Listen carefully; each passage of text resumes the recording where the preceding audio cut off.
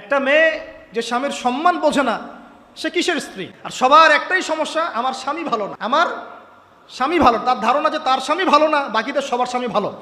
নবী সাল্লাল্লাহু আলাইহি ওয়াসাল্লামের সামনে যখন কোনো মেয়ে এভাবে র্যান্ডমলি স্বামীর নামে অপবাদ দিত, মিথ্যাচার করত বা অভিযোগ আরোপ করত, আল্লাহ নবী সাল্লাল্লাহু আলাইহি ওয়াসাল্লাম রাগ হতেন।